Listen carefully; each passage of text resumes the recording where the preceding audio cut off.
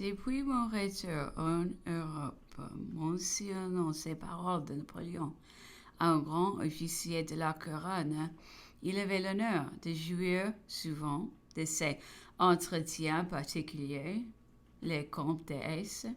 Il me racontait à son tour une conversation précisément sur le même sujet. Elle coïncide trop bien avec ce qu'on vient de lire pour que je ne la rapporte pas ici. L'empereur lui disait un jour, pourquoi croyez-vous que je cherche à m'entourer des grands hommes de l'ancienne monarchie? Sûr, mais peut-être pour la splendeur de votre trône et pour l'Europe. Ah, vous y voilà bien, avec votre orgueil et vos préjugés de classe. Eh bien, sachez que mes victoires et ma force me recommandant en Europe bien autrement que ne pourrions le faire tous les grands noms, et que dédain ma prédilection apparente pour eux me fait beaucoup de tort, mais dépopularise infiniment. Vous attribuez à des petites vues ce qui tient à de forts larges. Je reconstitue une société, une nation, et je me trouve sous la main des éléments tout à fait antipathétiques.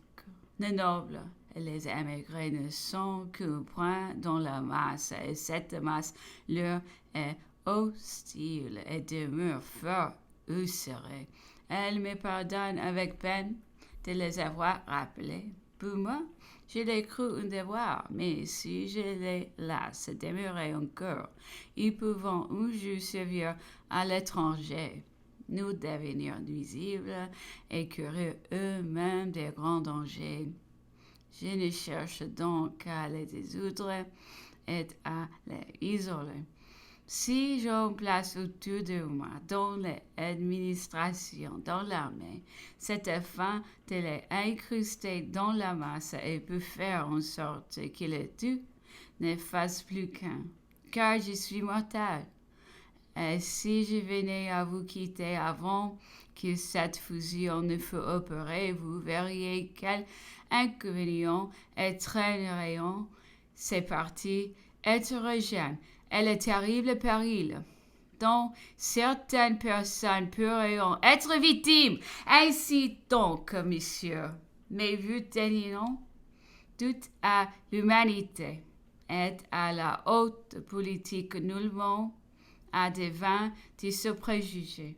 Et sur ce que je me recueillerai auprès du narrateur, combien peu aux Tuileries nous connaissions le véritable caractère de Napoléon, les hautes et excellentes qualités de son âme et de son cœur.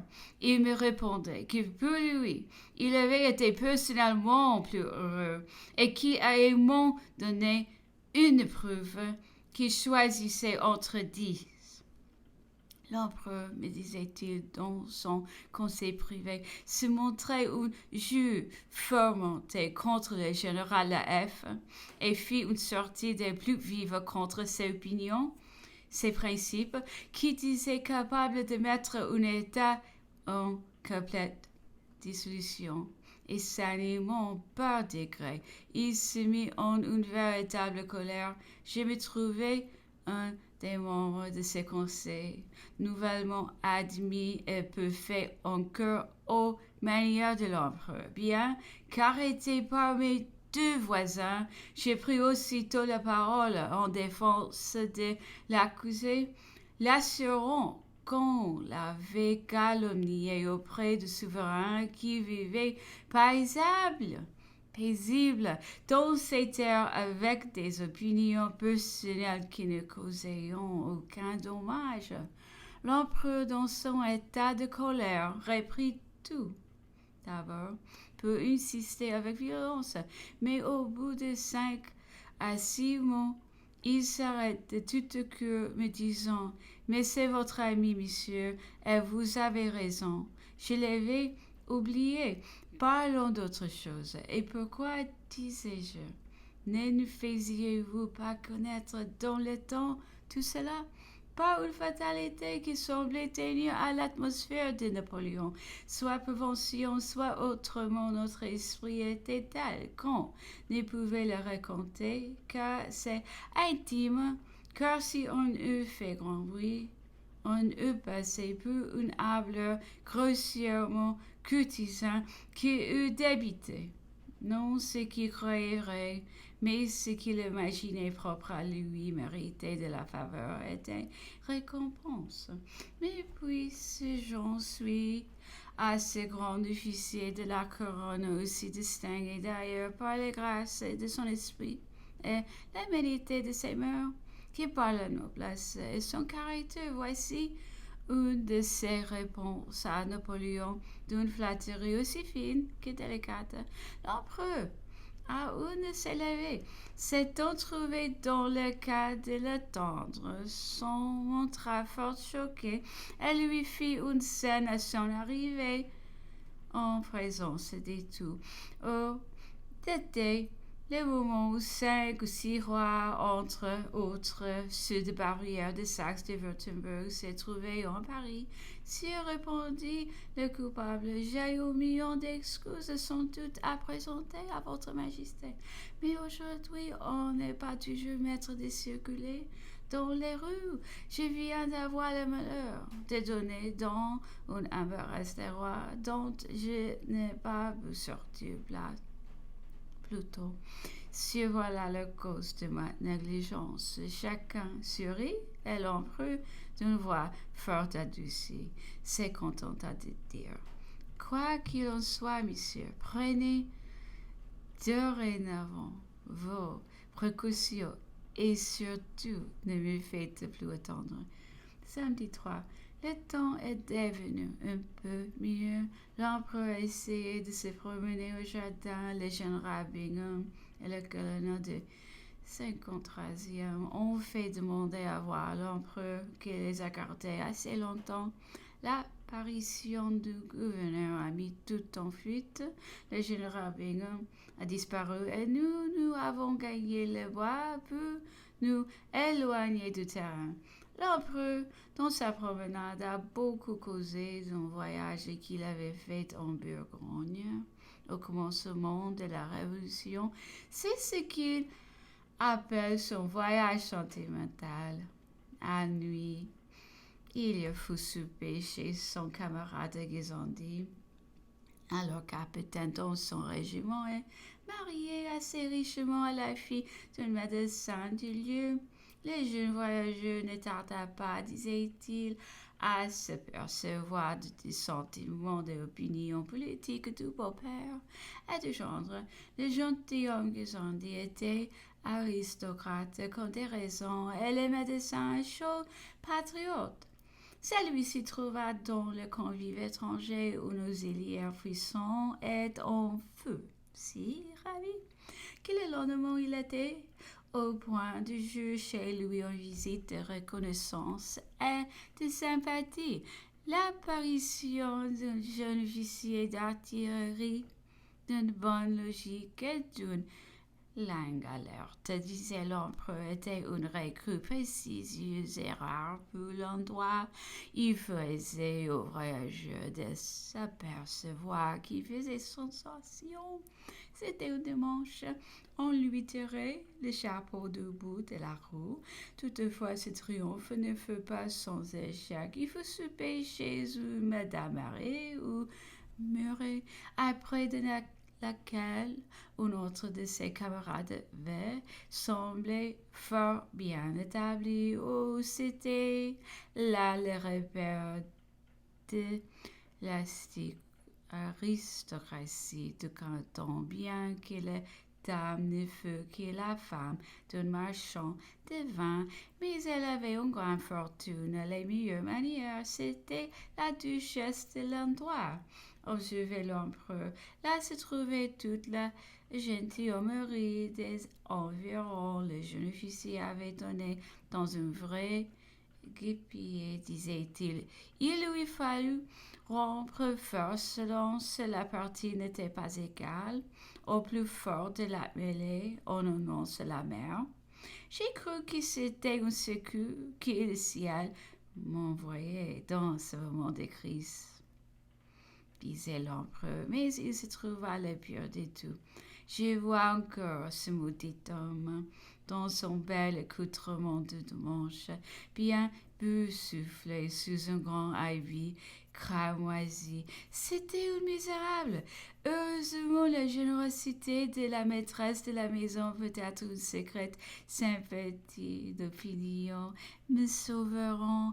Elle détourna constamment avec esprit les coups que Ouzon peut porter. Elle fut sans cesse le bouclier gracieux sur lequel les Arvéniens perdre leur force. Elle me préserva de toute blessure et il m'est toujours resté d'elle un agréable souvenir pour le service que j'en reçus dans cette espèce de chaufferie. Cette diversité d'opinions observée, l'empereur se trouvait alors dans toute la France, dans les salons, dans la rue, sur les chemins, dans les auberges, sous tous les abris, était prêt à s'enflammer et rien de plus facile que de se méprendre sur la force des partis et de l'opinion suivant les localités où l'on se plaçait. Ainsi, les patriotes sont laissés imposer facilement s'ils se trouvaient dans le salon ou parmi les rassemblements d'officiers, tant ils se voyaient en minorité, mais sitôt qu'ils étaient dans la rue ou parmi les soldats, ils se retrouvaient alors au milieu de la nation tout entière. Les sentiments de jeu ne laisseront pas que de gagner jusqu'aux officiers même, surtout après le fameux sermon à la nation, à la loi et au roi, jusqu'à là continuait l'empereur. Et si j'eusse reçu l'ordre de tourner mes canons contre le peuple, je ne doute pas que l'habitude, les préjugés, l'éducation, le nom de roi ne me ont porté à obéir. Mais le sermon national, une fois prêté, ce était fini. Je ne sais plus connu que la nation, mais penchants naturels se trouvaient dès lors en harmonie avec mes devoirs et s'arrangeant à merveille de toute la métaphysique de l'Assemblée. Toutefois, les officiers patriotes, il faut donc convenir, ne composaient que le petit nombre, mais avec l'œil des soldats, ils conduisaient le régiment et faisaient la loi. Les camarades du parti opposé, le chef même, recurraient à nous. Dans tous les moments de crise, je me souviens par exemple, disait-il, avoir arraché à la fureur de la populace un des nôtres, dont les crimes étaient de voir étonnés. Des fenêtres de notre salle à manger, la célèbre romance de « Oh Richard, oh mon roi !» Je me doutais bien peu alors que j'eus cet air serré, proscrit aussi de la sorte à cause de moi. C'est comme au 10 août. Voyons enlever le château des Tuileries et se saisir du roi. J'étais assurément bien loin de penser que je le remplacerais et que ce palais serait ma demeure. Et arrêtons sur cette journée de 10 août, il a dit, je me trouvais à cette douce époque à Paris, logé rue de Maille, place des Victoires, au bruit du tocsin et de la nouvelle qu'on donnait l'assaut aux Tuileries. Je courus au Carrousel chez Fauvelet, Fred de Brienne, qui y tenait un magasin de meubles. Il avait été mon camarade à l'école militaire de Brienne. C'est cette maison que, par parenthèse, je n'ai jamais pu retrouver depuis par les grands changements qui se sont opérés, que je peux voir à mon aise tous les détails de la journée. Avant d'arriver au carrousel, j'avais été rencontrée dans la rue des petites gens par un groupe d'hommes hideux, promenant une tête au bout d'une pique. Me voyant passable vêtus et me trouvant l'air de monsieur, ils étaient venus à moi pour me faire crier « Vive la nation !» Ce que je fis sans peine, comme on peut bien le croire. Le château se trouvait attaqué par le plus vil canaille. Le roi avait assurément pu sa défense au moins autant des troupes qu'on eut depuis la Convention au 13 Vendémiaire, et les ennemis de celle-ci étaient bien autrement disciplinés et redoutables. La plus grande partie de la garde nationale se montra pour le roi. On lui doit cette justice. Ici, le grand maréchal a observé qu'il était précisément dans des bataillons qui se montreront les plus dévoués. Il avait failli être massacré plusieurs fois par le peuple. En regagnant isolement sa demeure, nous observions de notre côté quand le général de la garde nationale à Paris avait constamment montré les vertus de son état, l'amour de l'ordre, le dévouement à l'autorité, la crainte du pillage et la haine de l'anarchie. Et c'était aussi l'opinion de l'empereur. Le palais forcé et le roi rendu dans le sein de l'Assemblée, a-t-il continué. Je me hasardai à pénétrer dans le jardin. Jamais depuis aucun de mes champs de bataille ne me donna l'idée autant de cadavres que m'en présenteront la masse des Suisses, soit que la petitesse du local en fût ressorti le nombre, soit que ce fût le résultat de la première impression que j'éprouvais en ce genre-là. J'ai vu des femmes bien mises s'éporter au dernier indécence sur les cadavres des Suisses. J'ai parcouru tous les cafés de voisinage et de l'Assemblée. Partout, l'irritation était extrême. La rage était dans tous les cœurs. Elle se montrait sur toutes les figures, bien que ce ne fussent pas de tous des gens de la classe du peuple, et il fallait tout. Ces lieux fussent généralement remplis des mêmes habitués, car bien que je n'eus rien de particulier dans ma toilette, eux peut-être étaient ceux encore parce que mon visage était plus calme. Il m'était aisé de voir que j'excitais ma regard hostile et défiant comme quelqu'un inconnu ou des suspects.